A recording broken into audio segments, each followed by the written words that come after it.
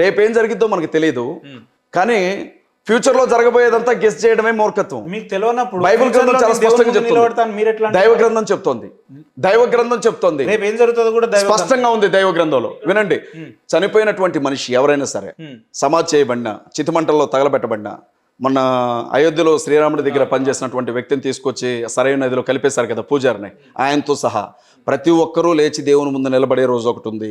వాళ్ళ శవాలను మీరు నరుక్కొని తినండి. ప్రతి శవం ప్రాణం పోసుకొని ఆత్మతో దేవుని ముందు నిలబడాల్సినటువంటి రోజు ఒకటి ఉందని దైవ గ్రంథం చెప్తుంది. కాదు అని చెప్పడానికి మీరెవరు? 9 నెలలు తల్లి కడుపులో ఉన్నారు, మలమూత్రాల మధ్య ఎట్టున్నారు మీరు? తల్లి కడుపులో ఎముకలు ఎట్లా ఎరిగాయి? మీకు ఎముకలు ఎట్లా ఎదిగాయి తల్లి కడుపులో? కళ్ళెట్లు వచ్చాయి తల్లి కడుపులో? జుట్టెట్టు వచ్చింది తల్లి కడుపులో? ఎన్నడికి ఏ సమాధానం చెప్తారు మీరు? అది దైవానుగ్రహం అంటారా? ఖచ్చితంగా దైవానుగ్రహం, దేవుని సృష్టి అది. నేను DNA దేవుని సృష్టి అది. కలిస్తే నేను పుట్టినా అంటా నేను. బ్రదర్, దేవుని సృష్టి ఇప్పుడు భూమి మీద 2 ఉంటాయి, ఒకటి నిజం, 2 సత్యం. నిజం ఏంటంటే మీరు మాట్లాడుతుంది భౌతికవాదం అంటారు దాన్ని. అంటే భూమి సూర్యుని చుట్టూ తిరిగే క్రమంలో రాత్రి పగలు ఏర్పడతాయని సత్యం చెబుతుంది. నిజమేమంటదంటే సూర్యుడు భూమి చుట్టూ తిరుగుతూ ఉంటాడు, తూర్పున ఉదయించి పడమర అస్తమిస్తాడు అని నిజం చెప్తుంది. కళ్ళ ముందు ఇదే కనపడుతుందిగా, తూర్పును ఉదయిస్తున్నాడు, పడమరను అస్తమిస్తున్నాడు, నీకేం తెలుసు అని మీరు అంటున్నారు. నేనేమంటున్నానంటే నాయన విషయం ఏంటంటే శాస్త్రవేత్తలు అంత పరిశోధన చేసిన తర్వాత తెలిసింది ఏంటంటే భూమి తన చుట్టూ తాను తన కక్షలో తిరుగుతూ సూర్యుని చుట్టూ తిరుగుతూ ఉంటుంది, ఆ క్రమంలోనే రాత్రి పగలు ఏర్పడతాయని వాళ్ళు చెప్పారు. అది సత్యం, అది సత్యం. ఇప్పుడు మీరు ఏమంటున్నారంటే మీ కళ్ళ ముందు కనపడుతున్నదే ఇది నిజం, రేపేం జరుగుతుందో ఎవరికి తెలుసు అంటున్నారు. రేపేం జరుగుతుందో కాదు, అసలు సృష్టి ఎలా మొదలైంది, ఎలా సాగుతుంది, ఎలా ముగిసిపోతుంది, దీని తర్వాత ఏం జరుగుతుంది, మానవ జీవితం ఏంటి, మరణం ఏంటి, పునరుద్ధానం ఏంటి, నరకం ఏంటి, పరలోకం ఏంటి, సర్వ సృష్టికి సంబంధించిన ప్రతి రహస్యం దైవ గ్రంథంలో రాయబడింది. వద్దని చెప్పడానికి మీరెవరు? లేదో చెప్పడానికి మీరెవరు? ఇదే బైబిల్ గురించి ఒక్కసారి మాట్లాడుతుంది. ఎగ్జాంపుల్ గా మీరు దైవానుగ్రహంతో పుట్టిరని మీరు అన్నారు, లేదు మా DNA తోటి నేను పుట్టినాను నేను అన్నా. మరి అలా అనుకుంటే ఇప్పుడున్న చాలా మంది ప్రెగ్నెంట్లు కాక వేల సంవత్సరాలు, వందల సంవత్సరాలు గొడ్డుతనం అనేది ఉంది బైబిల్లో, గొడ్రాలితనం అంటారు దాన్ని. దాన్ని మీ దేవుడు సృష్టించి ఏం చేయలేడా? శాపం అది, శాపం వ్యక్తులు ఏం చేయలేడా? ఘోరమైనటువంటి శాపం ఉంది. నేను ఒక విషయం చెప్తున్నాను, వినండి బ్రదర్. బైబిల్ గ్రంథంలో ఇప్పుడు మీరు నన్ను ఒక మాట అడిగారు, అన్న మీరు బూతులు మాట్లాడుతున్నారు కరెక్ట్ కాదు అని. నేను మంచిగా మాట్లాడినప్పుడు అద్భుతంగా మాట్లాడుతున్నారు అన్నారు. మంచి చెడు, పగలు రాత్రి ఉన్నట్లుగానే దీవెనలతో పాటు శాపాలు ఉన్నాయి బైబిల్ గ్రంథంలో. నేను ఒక శాపం లక్షణాలు ఎలా ఉంటాయో చెప్తాను వినండి. ఏదైనా ఒక కుటుంబం ఆ కుటుంబంలో ఉన్నటువంటి యజమాని నడి వయసులోనే పోగొట్టుకుంటే, సగం వయసులోనే యాక్సిడెంట్ ద్వారా కావచ్చు, ఆత్మహత్య చేసుకొని కావచ్చు, ఏ రకంగానైనా సరే ఒక మనిషి కుటుంబానికి యజమానిగా ఉన్న వ్యక్తి అర్ధాయుషుతో చనిపోయాడు అంటే మనం ఆలోచించాల్సిన విషయం అది. రెండవది ఏమంటుంది అని అంటే, అది కూడా శాపం అంటారా? వినండి బ్రదర్. రెండవది, దీర్ఘకాలిక వ్యాధులు ఒక వ్యక్తిని వెంటాడుతున్నాయి అని అంటే దాని గురించి కూడా ఆలోచించాల్సినటువంటి అవసరం ఉంటుంది. మూడవది, మీరంతైనా సంపాదించండి నెలంతా, చివరికి వచ్చేసరికి చినిగిపోయిన సంచిలో వేసినట్లుగా ఉంటుంది ఆదాయం, రూపాయి మిగలదు మీకు. మీకు ₹1,00,00,000 రానివ్వండి, 10 కోట్లు రానివ్వండి, రూపాయి బిళ్ళ కూడా మీ చేతుల్లో మిగలదు. అది శాపానికి సంబంధించిన లక్షణమే. నాలుగవది, ఎండిపోయే చెట్టు, పచ్చని చెట్టు ఏ రకంగానైతే ఎండిపోతుందో కుటుంబం ఆ రకంగా చూసుకుంటూనే నాశనం అయిపోతూ ఉంటుంది. అది శాపానికి సంబంధించిన లక్షణం. ఐదో విషయం ఏంటంటే, వివాహం జరిగి అనేక సంవత్సరాలు గడుస్తున్నా గర్భం తెరవబడదు. చాలా మంది వాళ్ళ హాస్పిటల్ చుట్టూ, ఫెర్టిలిటీ సెంటర్ల చుట్టూ తిరుగుతూ ఉన్నారు. అంతవరకు ఎందుకు బ్రదర్? మా ఆవిడికి పెళ్ళైన 10 ఏళ్ల వరకు పిల్లలు లేరు, మాకు 4 పిల్లలు చనిపోయారు గర్భంలోని. అసలు మీకు పిల్లలే పుట్టరు అని చెప్పిన తర్వాత నాకు 2 పిల్లలు పుట్టారు. డాక్టర్లు మీకు అసలు పిల్లలు పుట్టరని చెప్పారు, ట్యూబ్స్ తీసేశారు, ఒక ట్యూబ్ తీసేశారు, ఒక ట్యూబే ఉంది, అది కూడా మూసుకుపోయి ఉంది అని చెప్పారు. అండాలు రిలీజ్ అయ్యే ట్యూబ్. నాకు 2 పిల్లలు ఇప్పుడు. కాళ్ళు చేతులు పడిపోయి నేను మంచం మీద 3 నెలల పాటు ఉన్నాను. లింక్ సిస్టమ్ ఫెయిల్ అయింది, నాకు బాడీ లింక్ సిస్టమ్ మొత్తం ఫెయిల్ అయింది. మాట ఇక్కడ మాట్లాడుతుంటే గొంతులో ఏదో ఇంత కోడిగుడ్డో ఏదో పెట్టినట్లుగా ఒక రకమైన శబ్దం వచ్చేది నాకు. లేచి నిలబడలేదు నేను. అమెరికాలో స్పెషలిస్ట్గా పనిచేసే ఒక డాక్టర్ గారికి ఈ రాష్ట్రానికి సంబంధించిన ఒక కమ్యూనిస్ట్ లీడర్ తరిమల నాగిరెడ్డి, దేవులపల్లి వెంకటేశ్వరరావు గారికి సంబంధించిన ఒక పార్టీ ఉంది, UCCR ML అని. ఆ పార్టీకి సంబంధించిన నాయకుడు సత్యనారాయణ రెడ్డి గారు నన్ను ఆయన స్నేహం ద్వారా ఆయనకు చూపెడితే నీ కాళ్ళు చేతులు రావని చెప్పాడు ఆయన, అమెరికా డాక్టర్. నా పరిచయంతో పోలే అక్కడ. అప్పటికి నేను DSOని విద్యార్థి సంఘానికి జిల్లా అధ్యక్షుడిగా పనిచేస్తున్నా. ఆయన నన్ను చూసి ఈ సిస్టమ్ ఫెయిల్ అయిపోయింది, ఇతనికి నర్వ్ సిస్టమ్ చచ్చుబడ్డది, మా అమ్మది మా నాన్నది మేనరకం, కాళ్ళు చేతులు ఇతనికి రావు, తీసుకోండి అని చెప్పారు. మీ ముందు ఎలా కూర్చున్నాను, ఎలా మాట్లాడుతున్నాను. అంటే ఎట్లా సాధ్యమైంది? దేవునికి సాధ్యం. మనిషి ఎప్పుడు కూడా నాకంటే తోపు అనుకోవద్దు బ్రదర్. దోమ కుడితే చచ్చిపోతారు, గుర్తుపెట్టుకోవాలి విషయం. ఒక దోమ కుడితే దానికి మందు కనిపెట్టలాగా చచ్చిపోయారు ఎంతోమంది. ఈ భూమి మీద యుద్ధాల్లో చనిపోయిన వాళ్ళకంటే ఈ భూమి మీద ఆకలితో చచ్చిపోయిన వాళ్ళకంటే కూడా దోమకాటుకు చచ్చిపోయిన వాళ్ళ సంఖ్య ఎక్కువ. మీరు చెప్పిన లెక్క ప్రకారం వినండి బ్రదర్, ఒక ఫిజికల్ గా కానీ మెంటల్ గా ఇబ్బంది పడుతున్నట్టే అది శాపంలో భాగమే అని చెప్పారు. నేనేమన్నాను అంటే కొన్ని లక్షణాలు చెప్తున్నాను మీకు. కొన్ని ఫర్ ఎగ్జాంపుల్ ఇప్పుడు మీరు నా దగ్గరకు వచ్చారు బ్రదర్, శాపంతో కూడుకున్నట్టు. ఇప్పుడు మీరు నా దగ్గర నన్ను చెప్పనివ్వండి బ్రదర్. మీరు నా దగ్గర, నా క్వశ్చన్, ఆ మనిషి ఇప్పుడు నాకు 2 కాళ్ళు పనిచేస్తలేవు అనుకోండి, అది నాకు శాపంతో కూడుకున్నట్టేనా? నేను చెప్తున్నటువంటి లక్షణాల్లో మేజర్ లక్షణాలు ఉంటే తప్పనిసరిగా అది శాపం అనే అనుకోవాలి. శాపం అనే అనుకోవాలి. రైట్. క్రీస్తులో కొట్టివేయబడింది ఆ శాపం. ఎట్లా? యేసుక్రీస్తు ప్రభు శిలువ మీద మరణించేటప్పుడు మనుషులకు సంబంధించినటువంటి పాపభారాన్ని శాపభారాన్ని ఆయన తల మీద ముళ్ళ కిరీటంగా ధరించారు అని దేవుని వాక్యం చెప్తోంది. కాబట్టి యేసుక్రీస్తు దేవుడు అయితే ఆయన సిలువగా ఎందుకు పెడతారన్న? మీరు సర్వపాప పరిహారార్థం రక్త ప్రోక్షణ ఆవశ్యకం, తద్రక్తం పరమాత్మేన పుణ్యదాన బలియాగం అన్న శ్లోకం విన్నారా? సర్వపాప పరిహారార్థం రక్త ప్రోక్షణ ఆవశ్యకం, తద్రక్తం పరమాత్మేన పుణ్యదాన బలియాగం అంటే ఏంటి అర్థం? నేను మీ నోటి నుంచే వినాలనుకుంటున్నాను, ఇది మాత్రం చెప్పండి. కాదు, ఇది మీరే చెప్పాలనుకుంటున్నాను. పర్లేదు చెప్పండి. ఎందుకంటే ఇందాక నుంచి నేనే మాట్లాడుతున్నాను, ఇది ఒకటి మాత్రం మీ నోటి నుంచి వినాలనుకుంటున్నాను నేను. చెప్పండి. మీరు హిందువు కదా? సారీ, నేను కూడా హిందువే. మీరు బ్రాహ్మణ మతాన్ని ఆచరిస్తారు కదా, మీరు చెప్పండి. హిందువులో బ్రాహ్మణులు వేరు, బ్రాహ్మణ మతం కదా అది. మీది హిందూ మతం కాదు. హిందూ మతం అని పొరపాటు అనుకోద్దు, అమెరికా మతం అన్నట్టు ఉంటుంది క్రిస్టియానిటీ. ఆ శ్లోకం అర్థం కూడా మీరే చెప్పాలి. అది మీరే చెప్పాలి, ఎందుకంటే మీరు చెప్తారు. అది తెలియదు అన్నారు కదా, ఇప్పుడు చెప్తాను వినండి. దాని గురించి చెప్పడానికి ముందు గర్భఫలం గురించి చెప్పాను, గొడ్డుతనం. ఈ లక్షణాలన్నీ కూడా శాపానికి సంబంధించినటువంటి లక్షణాలు. ఒక కుటుంబంలో ఈ లక్షణాలు అధిక భాగం ఉంటే అతను శపించబడినటువంటి కుటుంబంలో బ్రతుకుతున్నాడు అని తేలిగ్గా అర్థం చేసుకోవచ్చు. మనుషులు ఎక్కువ కాలం బతకరా ఇంట్లో, చాలా తేలిగ్గా అర్థమైపోతుంది మనకి. అది శాపానికి సంబంధించిన లక్షణాలు. సరే, అవి వదిలేసేయండి. ఇప్పుడు నేను శ్లోకం గురించి చెప్తాను. సర్వ పాప పరిహారార్థం, అన్ని పాపాలకు పరిహారం జరగాలి అంటే రక్త ప్రోక్షణం ఆవశ్యకం. రక్తం అనేది చిందించబడాలి. తద్రక్తం పరమాత్మేన, ఆ రక్తం పరమాత్మది కావాలి. పుణ్యదాన బలియాగం, ఆయన ఎవరు బలవంతంగా బలి తీసుకోకూడదు, తనంతట తానుగా వచ్చి బలైపోవాలి అని శ్లోకం చెప్తోంది. దీని అర్థం ఏంటి? మీ బ్రాహ్మణ మతం ఏం చెప్పారు దీనికి? భూమి మీద ఉన్నటువంటి ప్రతి మనిషి పాపోహం పాపకర్మాహం అనుకుంటా మంత్రాలు చదువుతారు కదా. మరి మీరు ఇది వినే ఉంటారు, పెద్ద పెద్ద ఋషులు అసతోమా సద్గమయ, తవసోమా జ్యోతిర్గమయ, మృత్యోర్మా అమృతంగమయ, ఓం శాంతి శాంతి శాంతి అంటారు. దాని అర్థం ఏంటి? మనుషులందరి కోసం పాపం చిందించిన పరమాత్ముడు ఎవరో మీరు నాకు సమాధానం చెప్పాలి. ఎందుకు యేసుక్రీస్తు ప్రభు ఎందుకు సిలువెక్కాలన్నారు కదా? మనుషులందరి కోసం తనకు తానుగా వచ్చి బలై తిరిగి లేచినటువంటి ఆ వ్యక్తి ఎవరో మీరు సమాధానం చెప్పాలి. ఎందుకంటే మీ గ్రంథంలోనే ఉన్నది. మా బైబిల్ కూడా ఏముంటుందో తెలుసా? రక్తం చిందించకుండా పాప క్షమాపణ లేదు అని బైబిల్ చెప్తోంది. యేసుక్రీస్తు ప్రభు సర్వమానవ పాప క్షమాపణ కొరకు భూమి మీదకి వచ్చారు, ఆయన మరణించారు, తిరిగి లేచారు. ఆయన నామందు ఉంచబడే విశ్వాసాన్ని బట్టి ప్రతి మనిషి తప్పించబడతాడు అన్నదే సువార్త. మేము ఇదే చెప్తాం, ఇంకేం చెప్పం. దీన్ని పక్కన పెట్టండి. మరి మీకోసం చనిపోయినటువంటి ఆ పరమాత్మ ఎవరు? లేకపోతే మీ వేదంలో రాయబడిన ఆ శ్లోకం ఇంతవరకు నెరవేరలేదా? నెరవేరితే చనిపోయినటువంటి ఆ వ్యక్తి ఎవరు? రాముడు చనిపోయాడా రక్తం చిందించి? కృష్ణుడు చనిపోయాడా తనకు తానుగా మరణించి తిరిగి లేచింది ఎవరు? సరే, దానికి వచ్చి పక్కన పెడదాం. అంటే మీ బైబిల్లో అట్లా ఉంది కాబట్టి మీరు బైబిల్లో కాదు బ్రదర్, మీరు ఒక విషయం గమనించాలి.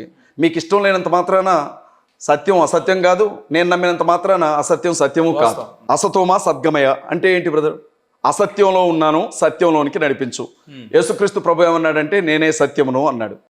తమసోమ జ్యోతిర్గమయ, చీకట్లో ఉన్నాను, వెలుగులోనికి నడిపించు, నేనే వెలుగును అన్నాడు యేసుక్రీస్తు ప్రభు. మృత్యోర్మా అమృతంగమయ, మరణ పడక మీద చావు దగ్గరున్నాను, నన్ను బ్రతికించు, నిత్య జీవాన్ని అనుగ్రహించు, అమృతంగమయ. యేసుక్రీస్తు ప్రభు ఏమన్నాడు? నేనే నిత్య జీవాన్ని అని చెప్పాడు. నేనే మార్గమును సత్యమును జీవమును అని చెప్పాడు. హిందూ మతాన్ని అనుసరించే వాళ్ళంతా మేము చీకట్లో ఉన్నట్టేనా? ఎవరు మీ లెక్క ప్రకారం? అసలు హిందూ అనే మతమే లేదు అంటుంటే మళ్ళీ మీరు హిందూ మతం అంటారేంటి? ఋషులు ఎందుకు కేకలు పెట్టారు? మరి ఋషులు ఎందుకు అడిగారు? ఎవరిని అడిగారు ఋషులు? నేను ఒక మాట అడుగుతాను. అపుత్రస్య నాస్తి స్వర్గో నైవచ అని అంటారు. పుత్రుడు లేని వాడికి స్వర్గం లేదు, పున్నామి నరకం తప్పదు అని. ఇప్పుడు మా అన్నకి 2 ఆడబిడ్డలే, నరకానికి వెళ్తాడా మా అన్న? అంటే ఎన్ని యజ్ఞాలు చేసినా యాగాలు చేసినా ఏం చేసినా నరకానికి వెళ్తాడా? మరి ఏంటి ఆ శ్లోకం ఏంటి? దేని గురించి? ఎవరా పుత్రుడు? ఏలయనగా మనకు కుమారుడు అనుగ్రహించబడును, ఆయన భుజముల మీద రాజ్యభారం ఉండని బైబిల్ చెప్తోంది. వేదాల్లో అడిగిన అనేక ప్రశ్నలకి బైబిల్ సమాధానాలు ఇస్తా ఉంది. మేము స్పష్టంగా ఆ విషయం గురించి మాట్లాడుతూ ఉన్నాం. మేము ఎక్కడ దూషిస్తూ ఉన్నాం? మీరు మమ్మల్ని అడిగారు మొదటి నుంచి, మీరు ఎందుకు హిందువులను ఎందుకు దూషిస్తున్నారు మీరు మీ మత ప్రచారంలో భాగంగా అని అంటున్నారే, అది ఎక్కడ మిస్అండర్స్టాండ్ అవుతుందంటే, మేము విగ్రహాల గురించి మాట్లాడతాం.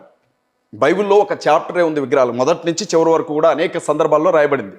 విషయం ఏంటంటే, మాకు విజయవాడ దగ్గర ఇబ్రహీంపట్నంలో ఒక సంఘం ఉంది.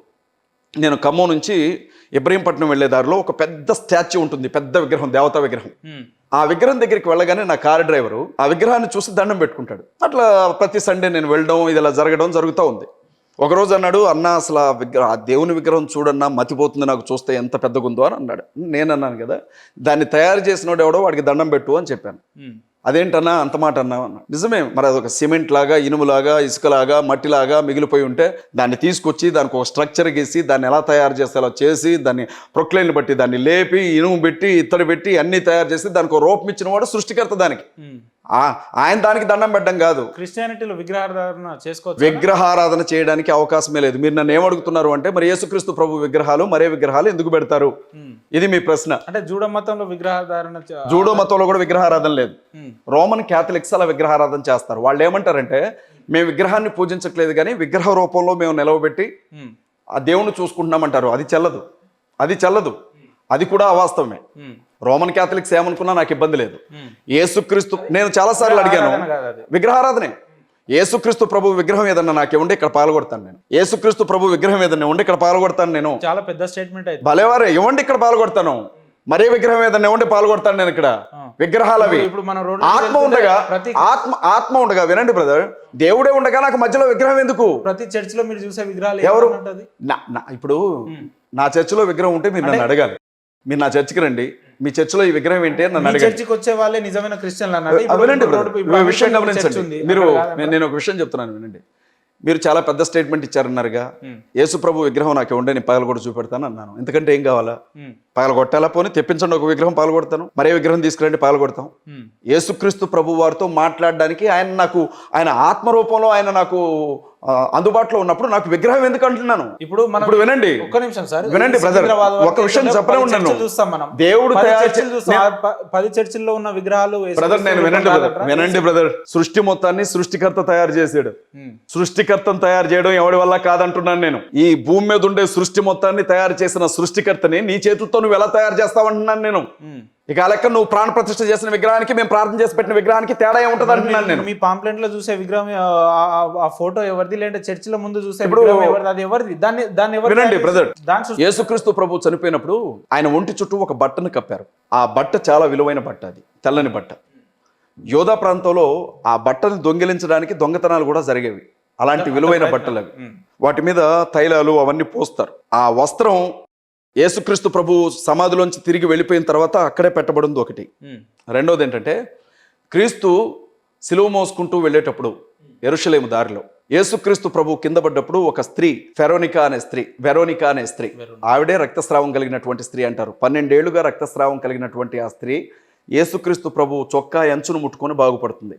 ఆ తల్లి ఆయన ముఖం మీద ఇలా క్లాత్ పెడుతుంది. పెట్టినప్పుడు ఒళ్ళంతా రక్త ముద్దగా ఉన్న ఆయన ముఖ రూపం దాని మీద పడింది అంటారు. దీన్ని ఏం చేశారంటే డీకోడ్ చేశారు ఇజ్రాయెల్ వాళ్ళు. చేసి ఒక చిత్రాన్ని రూపొందించారు. అంటే క్రీస్తు ఆయన కట్టినప్పుడు దాన్ని బేస్ చేసుకొని వీళ్ళు అలా పెట్టుకుంటారు అంతే. ఇప్పుడు ఏముంది బ్రదర్, మీరు నేను ఇద్దరు నరుక్కుంటున్నట్లుగా కూడా A1 టెక్నాలజీలో పెడతారు. అది పెద్ద విషయమా? మరి మీరు యేసుక్రీస్తుకు అసలు రూపమే లేదని మీరు అంటారు. ఈ మధ్య కాలంలో మనం చూస్తున్నాం. నేను చెప్పేది వినండి బ్రదర్, యేసుక్రీస్తు ప్రభు పుట్టింది మనిషికే కదా, మనిషిగానే బతికాడు కదా. మనిషి అంటే నీలాగా నాలాగే ఉంటాడు కదా. మీరు చైనా వాళ్ళని చూసారు కదా, నలుగురు ఒకలాగే ఉంటారు. నేపాల్ వాళ్ళని చూసారా, నలుగురు ఒక్కలాగే ఉంటారు. యూదులను కూడా చూడండి, ఒక్కలాగే ఉంటారు వాళ్ళు. జ్యూస్ అంటారు వాళ్ళని, యూదుల్ని. వాళ్ళలో ఎవరిని చూసినా ఒకలాగే ఉంటారు. యూదుల వంశంలో పుట్టినటువంటి క్రీస్తు ఎలా ఉంటాడు? యూదుల అవతారం ఏమన్నా మారిందా? ఇక దానికి మనం ప్రత్యేకంగా చెప్పాల్సిన అవసరం ఏముంది? నేను ఏమంటున్నానంటే, అది స్వరూపం అన్నా, ఇప్పుడు విగ్రహాలు పెట్టి కొలిచే వాళ్ళ విగ్రహారాధన ఏ రూపంలో ఉన్నా తప్పే. విగ్రహారాధన అనేది ఏ రూపంలో ఉన్నా తప్పే. కొలిచే వాళ్ళని ఏమంటారు? క్రిస్టియానిటీని నమ్మే వాళ్ళు ఏమంటారు? ఆ విగ్రహం ఇదే, అది తప్పు అని నేను చెప్తున్నాను కదా. ఇంకేమంటారని మీరు అడిగితే దీనికి ఇంకే భాషలో చెప్పను, దట్ ఈస్ రాంగ్ అని ఇంగ్లీష్ లో చెప్పనా? ఓ పోరాగా ఏమంటారు దాన్ని, హిందీలో ఏదన్నా పదం చెప్పండి, అది కూడా కంప్లీట్ చేస్తాను. అంటే ఇప్పుడు విగ్రహారాధన తప్ప, వాళ్ళు ఏమంటారంటే ప్రతి ఆదివారం చర్చికి వెళ్ళి దేవుణ్ణి మొక్కి, బ్రదర్ వాళ్ళు లాజిక్ గా ఏం చెప్తారంటే, వాళ్ళు మేము యేసుకు పూజ చేస్తాం, మరైనా గౌరవిస్తాం, వారి స్వరూపాలను మాత్రమే పెట్టుకున్నాం, మేము వీటికి దండం పెట్టట్లేదు అంటారు. కానీ జరిగేదంతా అదే, అక్కడ జరిగేదంతా అదే. ఆ గుళ్ళో కొబ్బరికాయ, ఈ గుళ్ళో కొవ్వొత్తి. నేనేమంటున్నానంటే, అలాంటి వాళ్ళు క్రిస్టియానిటీలోనే అధిక భాగం ఉన్నారు. రోమన్ క్యాథలిక్సే ఎక్కువ క్రిస్టియానిటీలో. వాళ్ళు మేము ఇదంటే ఒప్పుకోరు. వాళ్ళు బైబిల్లో విగ్రహారాధన చేయమని ఎక్కడా లేదు. వాళ్ళు చదివే బైబిల్లో ఉండదు, మేము చదివే బైబిల్లో ఉండదు, ఒకే బైబిల్. కానీ వాళ్ళు ఏ దేశానికి వెళితే ఆ దేశంలో ఉన్నటువంటి సాంప్రదాయాల్లోనికి వెళ్ళిపోతారు. వాళ్ళు బొట్టు పెట్టుకుంటారు. బ్రదర్, ఒక విషయం, బొట్టు పెట్టుకుంటారు ఆడపిల్లలు, పూలు పెట్టుకుంటారు తలకి, చక్కగా శారీ కట్టుకుంటారు, విగ్రహాన్ని మీరు ఊరేగించినట్టే ఊరేగిస్తారు. మీరు భవానీ మాలలో అయ్యప్ప మాలలు వేస్తారు కదా, వాళ్ళు కూడా బ్రదర్ మాలలు వేస్తారు. మీరు నల్ల రంగు వేస్తే వాళ్ళు వంకాయ రంగు వేసుకొని తిరుగుతారు. మీరు పాదయాత్రలు చేస్తారు కదా, ఇక్కడి నుంచి ఆ గుడికి వస్తామని, వాళ్ళు కూడా ఇప్పుడు యేసుక్రీస్తు విగ్రహాలు పెట్టి బోనాలు కూడా ఎత్తుతున్నారు. ఇంకా మీరు ఎక్కడున్నారు బ్రదర్? మీరు ఇంకా యేసుక్రీస్తు ప్రభు వారికి చర్చ ముందు ఒక ధ్వజస్తంభాన్ని లేపారు, దాని గురించి మాట్లాడుతున్నారు. అది బ్రదర్, భారతదేశ ప్రజలు దేవుళ్ళను కూడా వాళ్ళ మతంలోనికి మార్చుకోగలిగినట్టు, వాళ్ళ అభిప్రాయాల్లోనికి మార్చుకోగలిగిన వాళ్ళు భారతదేశ ప్రజలు. ఆడికిపోతే బుద్ధులు, పుట్టుకతో వచ్చిన బుద్ధులు ఆడికిపోతాయి బ్రదర్. దేవుణ్ణి కూడా వాళ్ళ మతం ఎట్లయినా మార్చుకుంటారు. జరుగుతున్నది అది. ఇప్పుడు మీరు నన్ను చాలా పెద్ద కాంట్రడిక్షన్ లోనికి లాగారు. చాలా పెద్ద విషయమే నేను మాట్లాడాను. దీని మీద ఎన్ని వీడియోలు వస్తాయో చూడండి. కానీ అది తప్పు అని చెప్తున్నాను నేను. అది తప్పు. బైబిల్ ఒకే ఒక్కసారి దేవునికి విగ్రహం తయారు చేయాలని చూశారు బైబిల్లో. ఒకే ఒక్కసారి మోషే ధర్మశాస్త్రాన్ని దేవుని ద్వారా రాసిచ్చిచ్చిన మోషే పర్వతం మీద, హోరేబు పర్వతం, సీనాయి పర్వతం మీద 40 రోజులు ఉపవాసం ఉన్నప్పుడు ఆయన కిందకి రాకపోతే ఆయన చచ్చిపోయాడు అనుకుని అక్కడ ఉండే ప్రజలందరూ, ఆ కొండ కింద ఉన్న ప్రజలందరూ కూడా వారి ముక్కులకి, చెవులకి, మెడలో ఉండే బంగారాలన్నీ తీసుకొని ఒక దూడ రూపాన్ని తయారు చేసి ఇతనే దేవుడైన యెహోవా అనుకొని ఆరాధన చేశారు. వెంటనే ఆకాశం నుంచి చూసిన దేవుడు, మోషే నిన్ను కొండ దిగి అర్జెంట్గా కిందకెళ్ళు, వీళ్ళంతా అసహ్యమైన పని చేస్తున్నారు చూడు, దాన్ని పొడి పొడి కింద నలగొట్టి వాళ్ళతోనే తాగించు, తగలబెట్టు దాన్ని అని చెప్తాడు. ఫస్ట్ టైం ఒకే ఒక్కసారి విగ్రహం తయారు చేయడానికి చూశారు. కొన్ని వేల మంది చచ్చిపోయారు ఆ రోజు, చంపబడ్డారు ఆ రోజు దారుణంగా. దేవుడైన యెహోవాకు విగ్రహం చేయడానికి వీల్లేదు. దేవుని వాక్యం స్పష్టంగా అంటది, ఆకాశంలో కానీ, భూమి మీద కానీ, సముద్రంలో కానీ ఉండే ఏ జీవినైనా సరే నా రూపంలోనికి మార్చడానికి వీల్లేదని దేవుని వాక్యం చెప్తుంది. అంటే నా బొమ్మ పెట్టుకోమని చెప్పాడు బైబిల్లో ఎక్కడైనా? అంతా చేసేది ఏంది మరి? అదే కదా, అది తప్పు కదా. అది తప్పు కదా. మీరు దేని గురించి ఇలా బయటకు వచ్చి మాట్లాడుతున్నారు? అరే బాబు గారి ఇంటెన్షన్ ఏంది బ్రదర్? దాని గురించి మాట్లాడే వాళ్ళు ఉన్నారు. నేను తెలుగు లెక్చరర్ని బ్రదర్, తెలుగు చెప్తా. ఇంగ్లీష్ లెక్చరర్స్ ఉన్నారు, ఇంగ్లీష్ చెప్తా. తమిళ చెప్పేవాళ్ళు ఉన్నారు, తమిళ చెప్తారు. అరే ఇన్ని భాషలు ఉండగా మీరు తెలుగు ఎందుకు చెప్తున్నారంటే మీకు ఏం చెప్పాలి నేను? దేనికి సంబంధించిన వాళ్ళు దానికి ఉన్నారు, మీ కార్యాచరణ దేనికి సంబంధించిన వాళ్ళు దానికి ఉన్నారు. నేను ఒకటే చెప్తా ఉన్నా బ్రదర్, మమ్మల్ని కూడా బతకనే ఉండి, హిందూ, క్రిస్టియన్, ముస్లిం భాయ్ అందరం కలిసి బ్రతుకుదాం.